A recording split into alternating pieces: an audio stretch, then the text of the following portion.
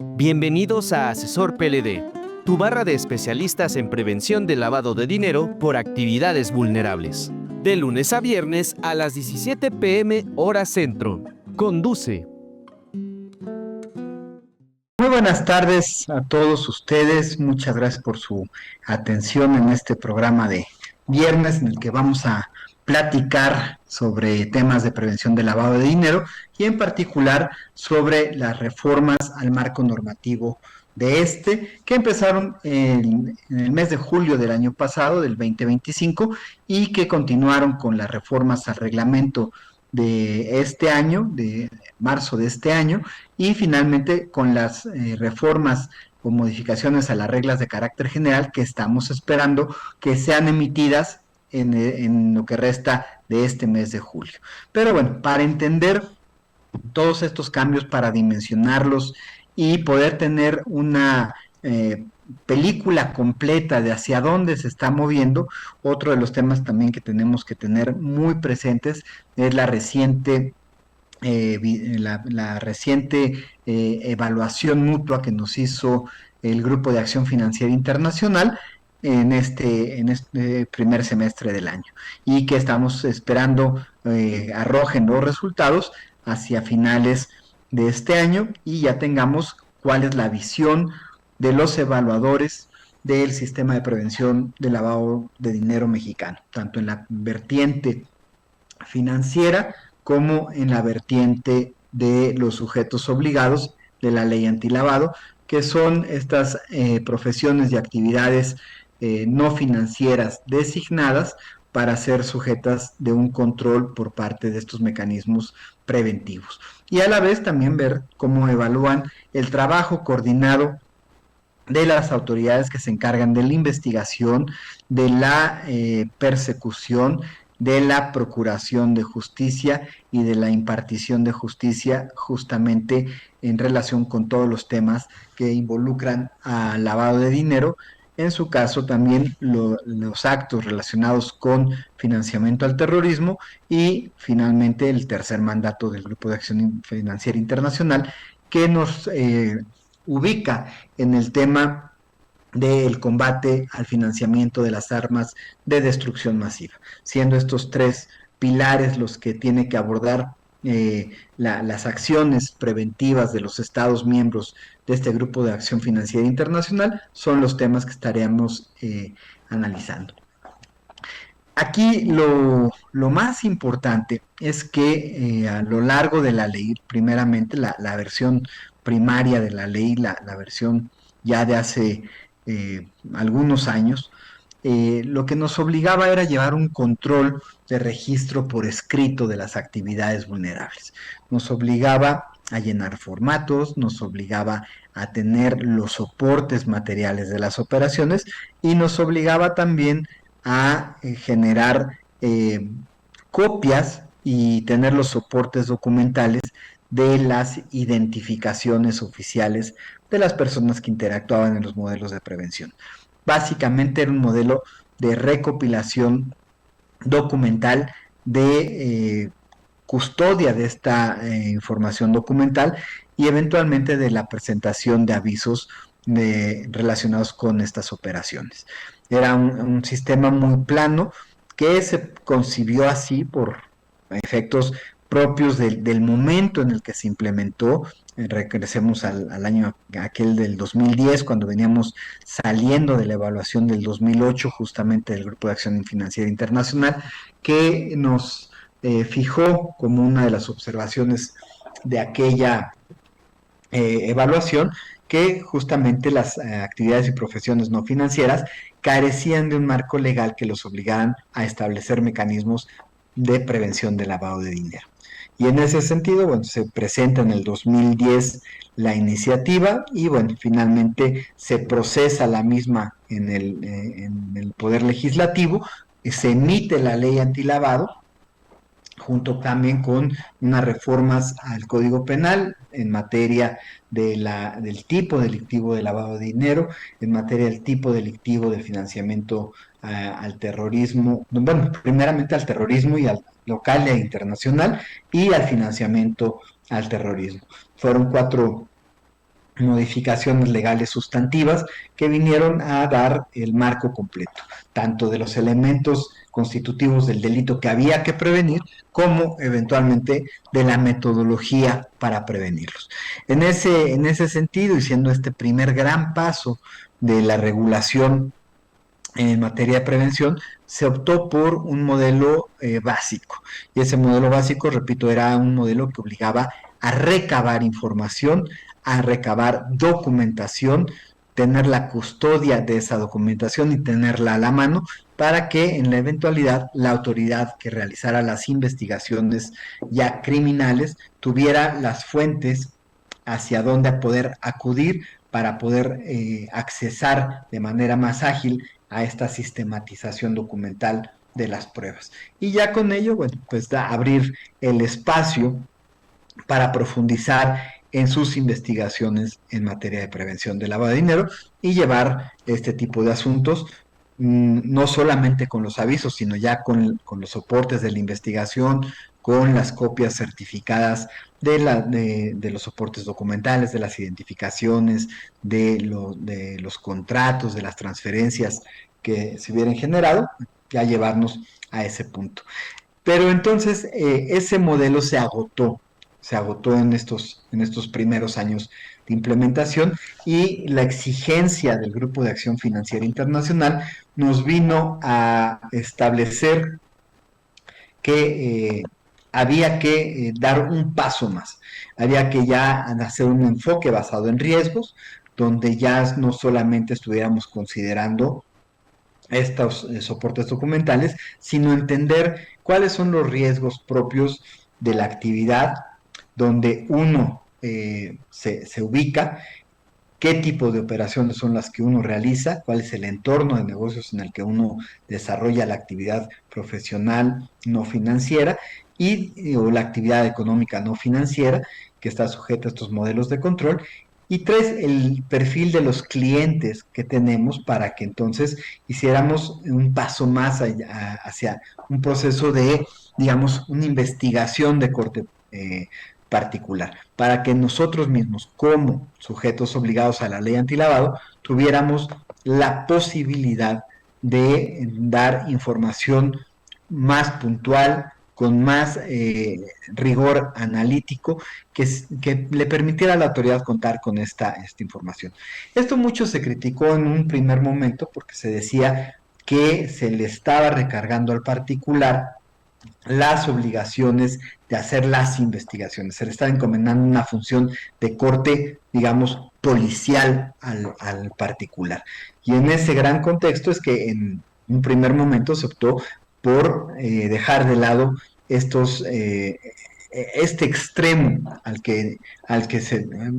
Gafi tradicionalmente ha venido obligando no solamente a México, sino al resto de los países. Y en ese contexto, bueno, pasado esta primera etapa de la implementación de la ley de antilavado, pues las presiones subsistieron en los años y eventualmente, bueno, ya llevaron al punto en el que fue necesaria la reforma a la ley antilavado. Y la reforma a la ley antilavado, reitero, está muy encaminada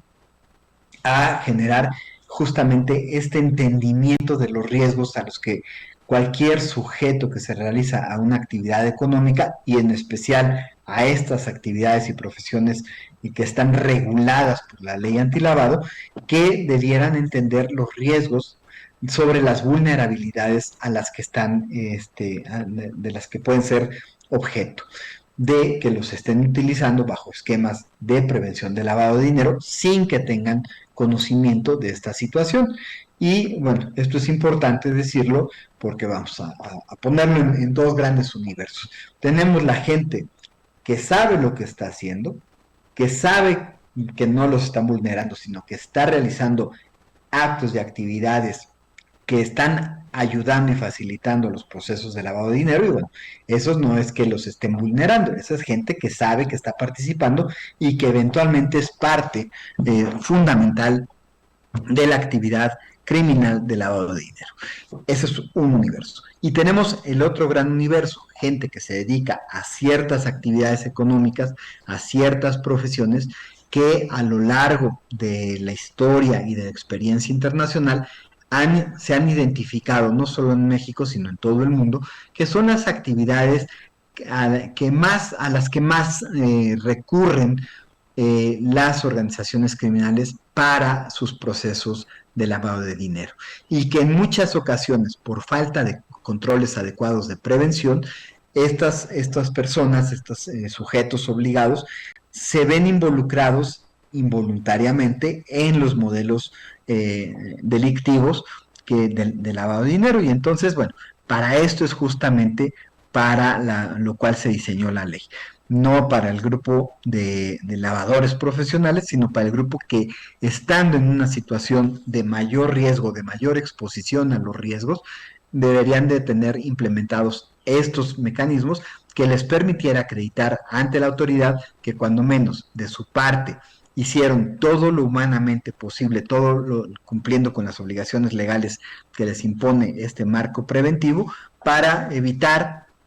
caer en esta complicidad de ser permisivos,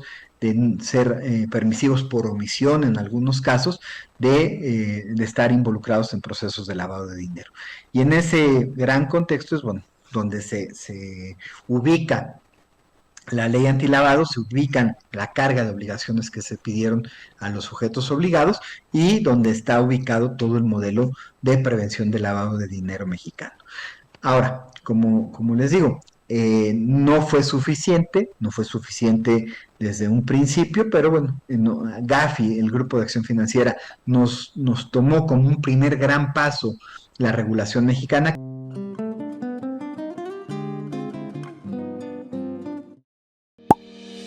Tu negocio realiza una actividad vulnerable. Según la Ley de Prevención del Lavado de Dinero, no dejes que el miedo a las multas te quite el sueño. En TaxDay, tu asesor de confianza, te ayudamos a cumplir con esta ley para que operes con total seguridad. Contamos con los servicios especializados en asesoría en línea en PLD, presentación de avisos y cumplimiento de obligaciones, auditorías de cumplimiento PLD, desarrollo de manuales PLD, apoyo en el llenado y presentación de avisos. Permítenos ser tus aliados y enfócate en hacer crecer tu empresa. Contáctanos hoy mismo. Llámanos o manda un WhatsApp al 55 73 42 88 15. O contáctanos desde nuestra página web taxday.com.mx. Platícanos tus requerimientos y recibe tu cotización. TaxDay, tu asesor PLD de confianza.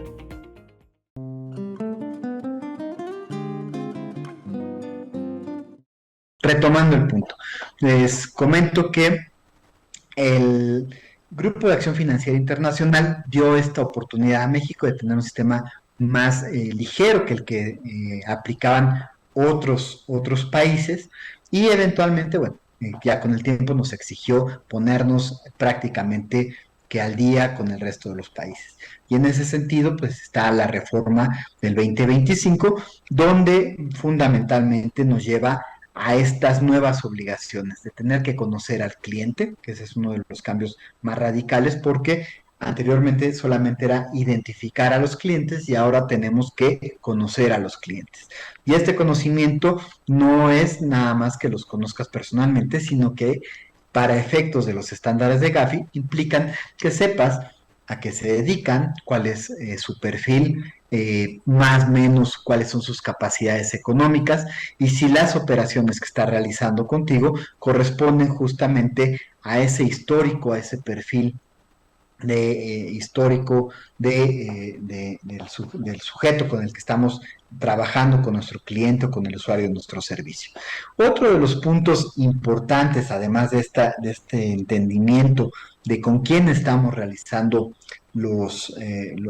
negocios, la operación comercial o la actividad profesional, también nos implica el que conozcamos los riesgos. Y por eso se pide ahora que los manuales de prevención de lavado de dinero que se diseñen incorporen justamente una matriz de riesgo. Y una matriz de riesgo que, repito, nos permita conocernos a nosotros mismos como profesionistas, cuál es nuestra situación en relación con nuestra actividad profesional, cuál es nuestra relación con nuestro entorno directo. Y ahí, bueno, es muy importante que conozcamos ciertos elementos como cuál es la actividad criminal de la zona, cuáles son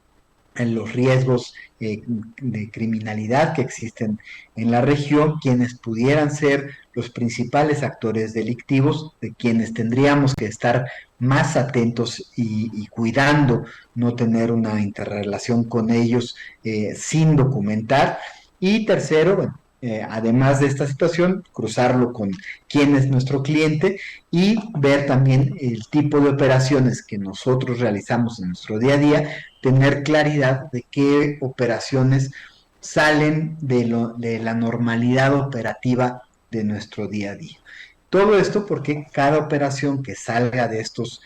criterios o que se ubique en estos criterios de riesgo que deberían de estar reflejados en la matriz, nos deben de generar alertas internas. Cuando un negocio nos suena demasiado bueno para ser verdad, ese es uno de los grandes temas. Cuando un negocio se maneja sobre unas cantidades que no corresponden al perfil de la persona con la que estamos trabajando y no quisiera caer en un tema de un prejuicio discriminatorio, sino que a partir del conocimiento de la persona, saber cuál es su capacidad económica, cuál es su capacidad operativa, cuál es su ámbito de negocios históricos y recientes, para entender si el tipo de operación que está trayéndonos a nuestro despacho, a nuestro negocio, es una operación que realmente corresponde a una persona con ese perfil económico, transaccional, operativo, histórico, acorde al negocio que nos está trayendo. Y de tal manera que si no cumplen, y estas situaciones implican asumir riesgos, que tengamos la capacidad de informarlo a la autoridad. Y de ahí que no solamente estén, digamos, los informes o los avisos mensuales que hay que estar rindiendo de forma continua sobre ciertas transacciones que por sus características están clasificadas como actividad vulnerable, pero también la reforma abrió la posibilidad a una serie de avisos que nos permitan reportar de forma mucho más rápida, mucho más inmediata, estos avisos de 24 horas, cualquier operación ya sea inusual o sospechosa. Y entonces, bueno, es parte de este bloque de reformas a la legislación en materia de prevención del lavado de dinero. Otro de los temas fundamentales es justamente el hecho de que se amplía en los plazos de custodia de la información. O sea, anteriormente la información la debíamos de guardar y custodiar por plazos de 5 años. Ahora nos están exigiendo que esta custodia de información se amplíe a plazos de 10 años. Y también otra de las cargas importantes es justamente que los manuales de prevención de lavado de dinero pasen a ser no meras recomendaciones de identificación o de mecánicas de identificación de clientes, sino estar construidos a partir de este entendimiento de los riesgos en los que nuestra operación diaria, que nuestra actividad profesional y nos permita justamente el entender cuál es nuestra situación de riesgo para evitar ser vulnerados. Por eso se llaman actividades vulnerables, que son actividades que pueden llegar a ser vulneradas por los grupos criminales. Entonces nosotros tenemos que evitar que nos vulneren para evitar que nos utilicen y nos estén involucrando en unas actividades ilícitas y después tengamos que estar dando razón y cuenta de ello ya en un proceso penal, donde ya traigamos una carga importante probatoria, una acusación donde nos estén vinculando sin ser parte de ellos, ¿no? Entonces, bueno, en todo este modelo de reforzamiento de lo que es la legislación antilavado a partir del 2025, también quedaron una serie de situaciones previstas en la ley, como son las obligaciones para llevar a cabo auditorías internas o con terceros, dependiendo del nivel de riesgo que estuviéramos nosotros asumiendo, estar llevando a cabo procesos de capacitación en la materia, no solamente del sujeto obligado, sino de el personal que ayuda y auxilia a los sujetos obligados y que tienen contacto con los clientes y que forman parte de los procedimientos internos de cada negocio, de cada organización, que pudieran ser vulnerables. ¿Sí? Son los puntos de contacto con el cliente, los puntos que manejan y operan la conservación de la documentación, las personas que tienen que ver con las entradas y salidas de los dineros de la negociación o de la unidad económica en la que estamos trabajando, y estas personas también tienen que ser capacitadas para que logren poder identificar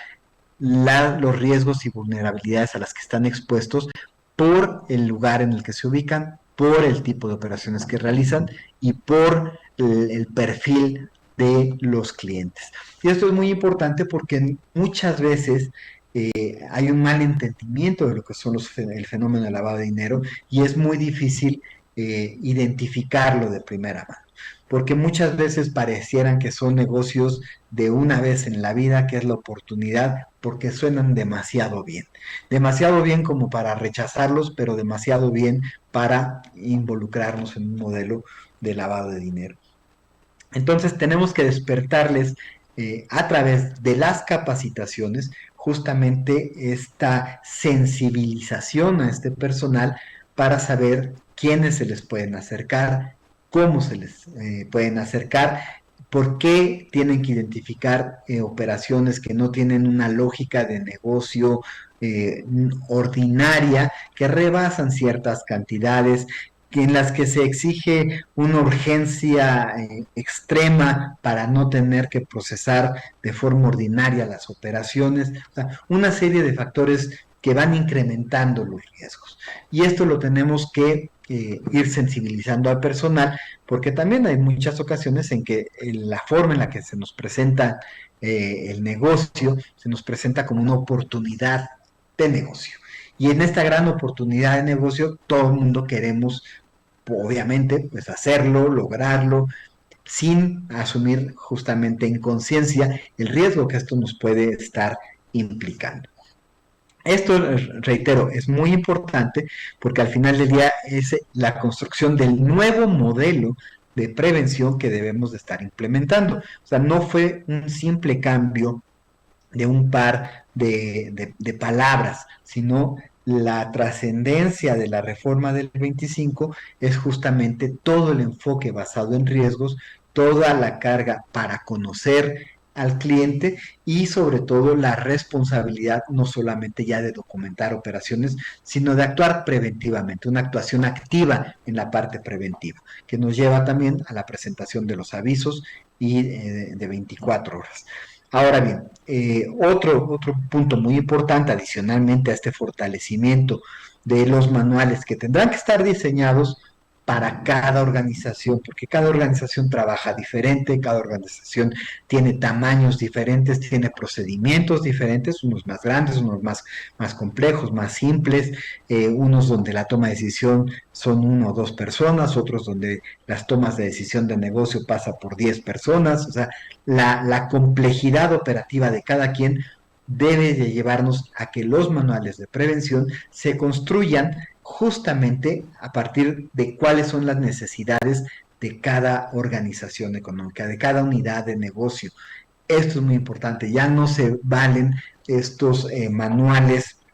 genéricos, estos manuales de le pido al chat GPT que me lo haga, o que lo voy y lo compro en la papelería, o se lo compro a mi amigo de al lado, no, ya tienen que ser manuales diseñados ex profeso para nuestras organizaciones, para nuestro negocio, para nuestra empresa, para nuestra notaría. Y esto es muy importante porque es uno de los principales riesgos, que no tengamos un manual que responda a estas características. Porque si no tenemos un manual personalizado, el primer gran riesgo es que ese manual simple y sencillamente sea ajeno a nuestra realidad operativa del día a día y que no pueda ayudarnos a prevenir una acción de lavado. Y por el otro lado, si la autoridad detecta que se trata, que se está implementando un manual que nada más sirva para documentar la existencia del mismo sin que este corresponda a la realidad operativa, a la realidad de la estructura administrativa, organizacional del negocio, nos diga tu manual, al no estar basado bajo un enfoque basado en riesgos, pues entonces no cumple y por tanto también nos implique una sanción económica importante. Esto más allá de los riesgos que podemos estar asumiendo que al no tener un modelo preventivo lo suficientemente robusto y acorde a nuestras capacidades, pues podamos estar ubicándonos en el supuesto donde sí nos estén vulnerando, donde sí estemos cayendo en un modelo nos estén utilizando un modelo de lavado de dinero y nos venga un problema mucho mayor que rebase inclusive el tema de las multas y donde esté en juego nuestra propia libertad. En ese sentido, bueno, los manuales cobran especial relevancia. Las capacitaciones cobran especial relevancia porque, repito, ya no va a tratarse de una capacitación genérica, tendrán que ser capacitaciones enfocadas en cuál es la actividad a la que se dedican, las vulnerabilidades, los riesgos a los que se están enfrentando, porque no es lo mismo,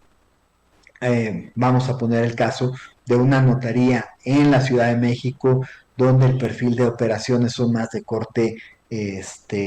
corporativo, a una notaría en algún estado con una fuerte presencia criminal, y no digo que en la Ciudad de México no haya organizaciones criminales, no, pero son diferentes los perfiles criminales que en uno y en otro lado. Los riesgos que tendría una notaría en la Ciudad de México son distintos a los riesgos que tendría, por ejemplo, una notaría en algún lugar semiurbano, semirural, en estados como Michoacán o como Sinaloa o Tamaulipas, que implican ciertos riesgos, que nada tienen que ver tampoco con los riesgos que tiene una notaría donde hay una alta transacción de extranjeros, como podría ser una en Cancún, o podría ser una en la zona fronteriza de Tijuana o en Los Cabos, donde la presencia de extranjeros también implica una serie de riesgos adicionales que habrá que matizar en función de un buen diseño de un manual de prevención de lavado de dinero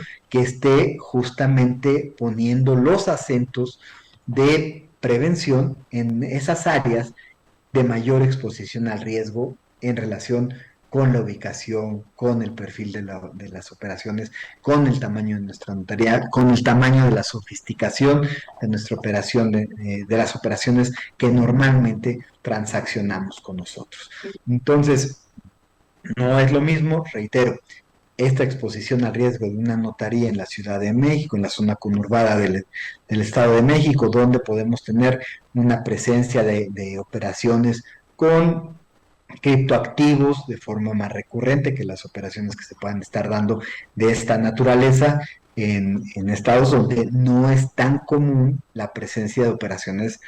tan sofisticadas o con medios de pago tan sofisticados como serían los criptoactivos, por ejemplo, o los modelos de construcción de corporaciones empresariales que en una notaría en México son razonablemente comunes, o en Monterrey, donde, bueno, los grupos empresariales tienen una dinámica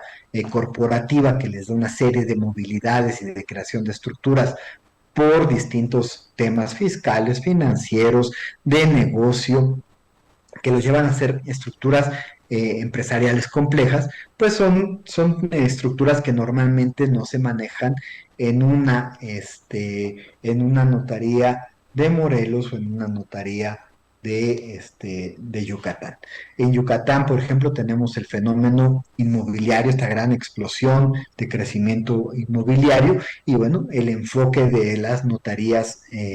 yucatecas, pues tendría que estar dado en función de esa gran actividad, ese gran movimiento inmobiliario que se está dando en la región. Por otro lado, tenemos otras regiones donde tendrán que enfrentar otros riesgos diferentes, otras situaciones de criminalidad, de violencia y de otro tipo de riesgos que habrán que considerarse al momento de elaborar los manuales para que estos respondan a su realidad específica, a su ubicación específica, al tipo de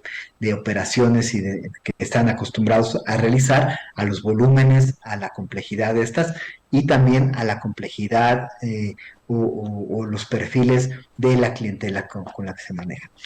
La otra gran obligación que nos imponen las reformas a la ley fue justamente el tema de llevar a cabo auditorías anuales. Entonces ya tenemos la obligación de hacer capacitaciones anuales y ahora también una auditoría de cumplimiento anual. Y en este punto, las metodologías que hoy existen no están diseñadas porque tampoco es que nos haya dado ni la ley ni el reglamento una metodología específica para poder verificar los esquemas de cumplimiento. Y no son auditorías tipo las fiscales, son auditorías de cumplimiento legal, de cumplimiento normativo, que tienen otro tipo de características. Aquí los auditores tendrán que tener mucha claridad de qué es la finalidad última, que es prevenir la comisión de un delito, prevenir que se actualicen los riesgos, prevenir que se haya cumplido con cada una de las distintas instancias y mecanismos que se establecieron desde el manual de prevención de lavado de dinero interno, el cumplimiento con la ley antilavado, el reglamento y las reglas de carácter general. Entonces, es una metodología distinta a la que se sigue en una auditoría normal, en la que una auditoría, digamos, de corte fiscal. Al final del día me van a decir muchos, sobre todo los contadores, que bueno, las auditorías pues acaban siendo todas de cumplimiento, sí, pero el enfoque aquí es más hacia el enfoque de cumplimiento normativo, una auditoría de compliance más que una auditoría fiscal. Son donde vamos a poner el acento, lo que va a marcar la diferencia. Y de ahí también que la especialización del auditor, del perfil del auditor, tenga que ser un tanto cuanto diferente, porque aquí, digamos, los números no son tan importantes, no dejan de serlo, pero no son tan importantes como los modelos de cumplimiento de obligaciones legales. Entonces, aquí el perfil de quienes se dediquen a hacer estas auditorías tendrá que tener un corte mucho más enfocado y más puntual en el tema de cumplimiento de obligaciones, más allá de los temas de números de sumas y restas. Los números de sumas y restas sí son importantes para identificar los umbrales de identificación de operaciones, del umbral para dar aviso de las operaciones y en el caso del uso del efectivo para hacer la cuantificación del uso presente o futuro de medios o de dinero en efectivo, de metales preciosos, joyas y otras de los instrumentos que están limitados para ser utilizados en ciertas actividades que justamente, bueno, eviten que se rebasen esos umbrales y que lleven o que puedan implicar la ilicitud de la operación, la ilicitud del medio de pago utilizado para liquidar las operaciones y para liberar a los obligados del cumplimiento de estas. Entonces, es un perfil diferente, habrá que desarrollar estas metodologías, habemos firmas que ya estamos desarrollando metodologías enfocadas con esta noción, con este enfoque de cumplimiento de compliance, con este enfoque de compliance en materia de PLD, que es más especializado, y eventualmente, bueno, estas metodologías nos deben de llevar a que arrojemos observaciones para que puedan prevenirse y en su caso corregirse las anomalías que se detectan durante la misma. Pero aquí también un tema muy delicado. La propia reforma a la ley obliga a que los resultados de, de estas auditorías tengan que ser comunicados a las autoridades en caso de que no sean requeridos. Y entonces el sujeto obligado tendrá que transparentarse frente a la autoridad y decirle, pues mira, mi auditor identificó A, B, C, D, situaciones muy críticas, la 1, 2, 3, que eran cuestiones menores, y la A mayúscula, B mayúscula y C mayúscula, que son operaciones muy delicadas, porque existe esa obligación de transparentar los resultados de las auditorías. Situación que pudiera llegarse a considerar inclusive como un tema de una autoincriminación, cuestión que está prohibida por la Constitución, pero que el diseño normativo, como lo establecieron, puede puede llevarnos a que nos esté obligando a nosotros auto implicarnos, a auto acusarnos, prácticamente a irnos a entregar a la autoridad.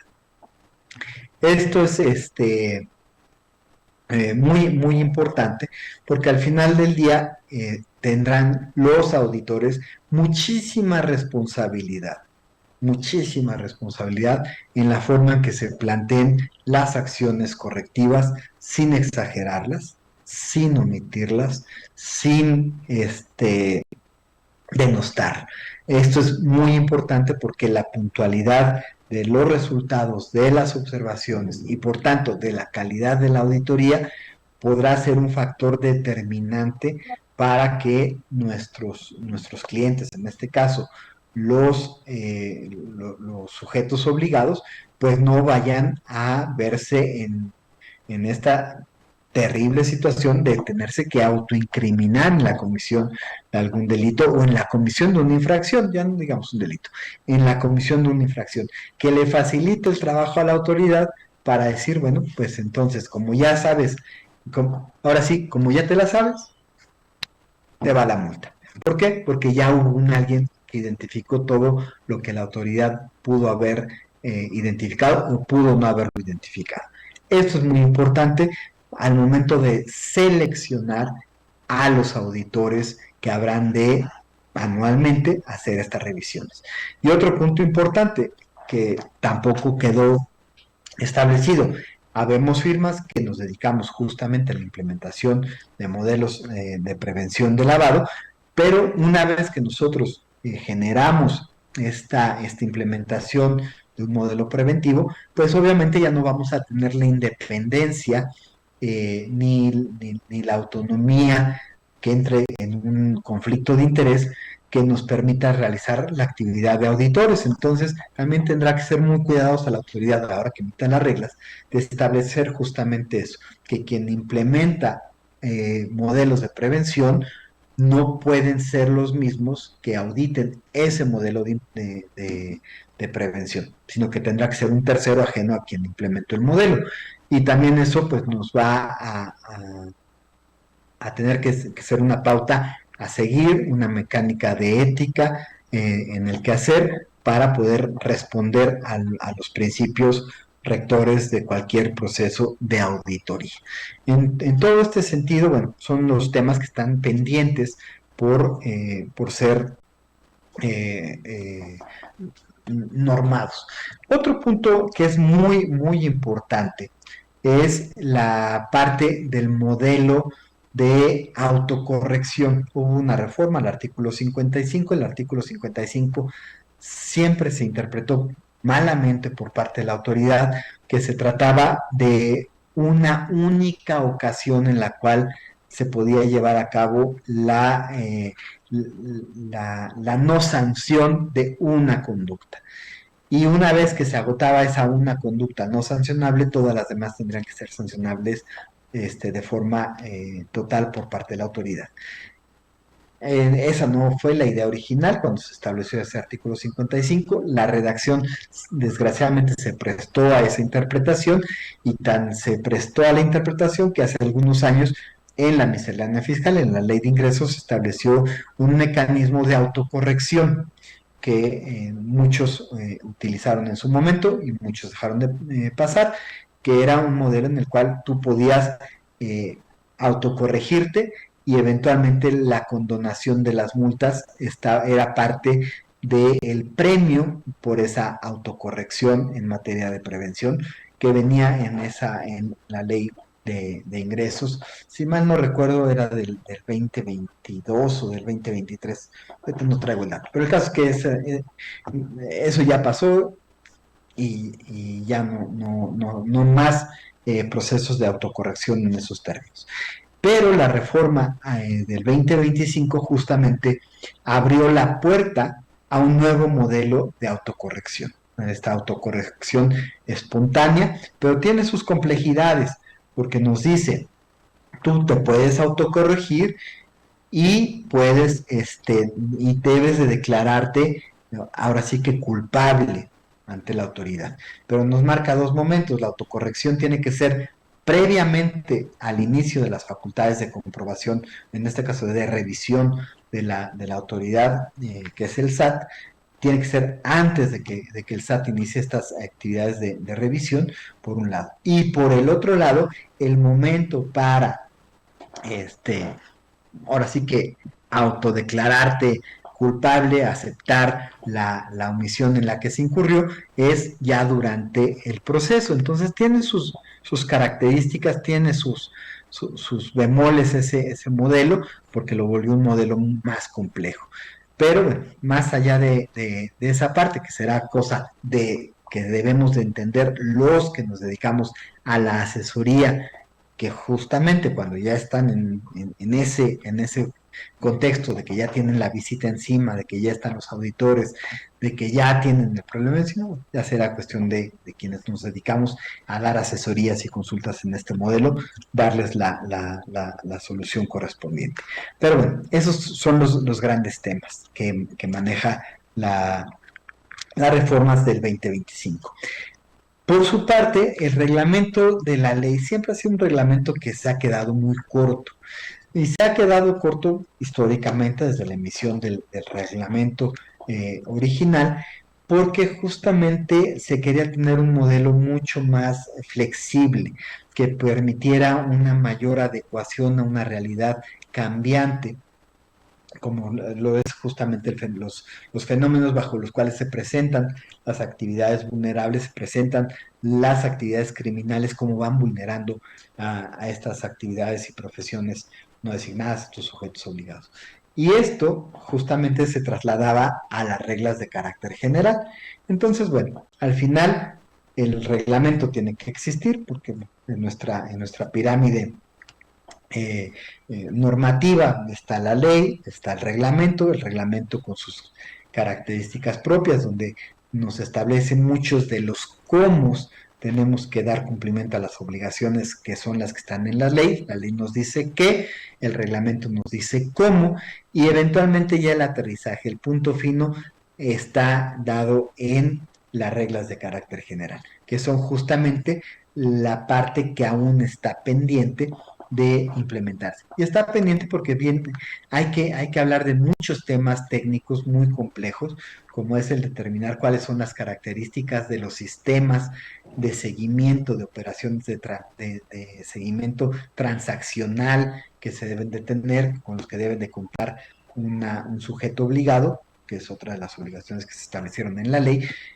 los criterios tecnológicos que deben de cumplir esos sistemas de seguimiento transaccional deberán de estar reflejados, por ejemplo, en las reglas generales. No así en un reglamento, porque sería muy complejo para un reglamento adentrarse a estos aspectos tan técnicos como lo es este, la, la parte de los sistemas y la mecánica de interacción de los sistemas que permitan en su momento pues la supervisión directa por parte de la autoridad en línea, en tiempo real y demás cuestiones que también habrá que ver hasta dónde la autoridad al momento de emitir esas reglas no vaya a ir más allá de aquello que eh, efectivamente a lo que puede acceder en tiempo real sin que tengamos nosotros conocimiento de lo que están viendo de nosotros. Porque al final del día, cualquier meterse a nuestra información es meterse en nuestra intimidad, y al meterse en nuestra intimidad, pues cuando menos tendrá que ser motivado, fundado y razonado por parte de la autoridad para que nosotros le tengamos que dar ese acceso. De otra manera, tenemos que estar muy pendientes. Entonces, hay muchos aspectos de corte técnico que están pendientes, muchos criterios también que habrán de reflejarse en esas reglas para tener cuál es el entendimiento del alcance que le está dando la autoridad a ciertas obligaciones. Por ejemplo, cómo se va a entender en muchos casos la figura del beneficiario controlador, considerando que tenemos una duplicidad, una dualidad normativa que regula al beneficiario controlador desde una perspectiva fiscal, con estándares diferentes, con una lógica diferente a la lógica y a los umbrales que maneja la ley antilavado. No quisieron empatar las dos figuras, las dejaron con sus sendas diferencias, y al tener estas sendas diferencias nos obliga a cumplir con el tema, por ejemplo, del beneficiario controlador bajo un doble estándar. Y entonces esto hace que no por cumplir con el estándar que nos obliga el Código Fiscal, estemos dando cumplimiento al estándar que nos fija la ley antilavado y viceversa. Podemos estar cumpliendo con una y no cumplir con la otra. Y al final del día esto nos puede complicar porque nos puede generar la falsa idea de que como ya cumplí con el estándar del Código Fiscal, pues ya estoy cumpliendo con las obligaciones antilavado. O al revés, porque ya cumplo con lo antilavado, estoy cumpliendo con el estándar fiscal. Y nos puede generar un problema porque tenemos que cumplir con ese doble estándar derivado de esa dualidad normativa que regula la figura del beneficiario controlador. Muchos otros aspectos de este corte técnico, de alcances,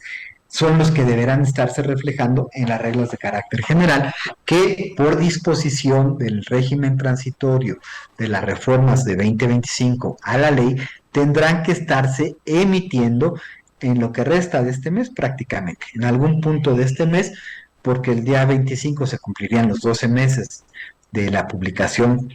de las reformas, y por tanto tendríamos que estar antes de esa fecha con las disposiciones de reglas generales ya emitidas. Y obviamente, una vez emitidas esas disposiciones de reglas, cuando estén emitidas esas reglas, tendremos que estar también muy atentos a cuál va a ser el régimen transitorio que permita poder cumplir adecuadamente con tiempos, con, con los aspectos propios del cumplimiento de obligaciones muy complejas en tiempos que nos abra una vacatio legis que esté prevista también en el régimen transitorio de esas reglas, que habrá que estar analizando tan pronto se emitan, y tendremos nosotros que estar difundiendo para hacer esta labor de difusión, de concientización y de capacitación para que ustedes no se vean involucrados en ya sea infracciones y peor aún en temas de modelos de lavado de dinero. Pues prácticamente se agota la hora, abro el espacio para las preguntas y respuestas y bueno, pues si no tienen ustedes mayores preguntas, las tres personas que nos envíen eh, preguntas muy concretas, les podríamos estar facilitando, si nos dejan los datos aquí con nuestros amigos de Asesor PLD, le podríamos estar regalando un par de leyes antilavado comentadas y también un prontuario que maneja todos los conceptos que son importantes para efectos de entender los términos de las implicaciones, cuál es el fundamento, cuáles son los criterios normativos y jurisdiccionales que se han emitido en relación con estos conceptos fundamentales de la prevención del lavado de dinero.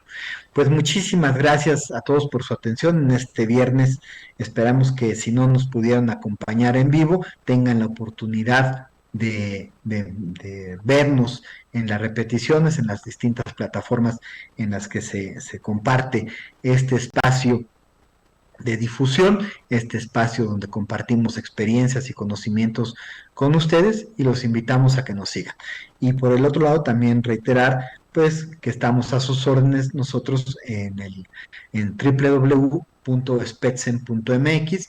y en el correo electrónico contacto arroba spetzen.mx. Contacto arroba spetzen.mx. Nos pueden hacer llegar también sus comentarios, sus preguntas y podemos a seguir atendiéndolos y estar en contacto con ustedes. Muchísimas gracias por su atención. Nos estamos viendo la próxima semana.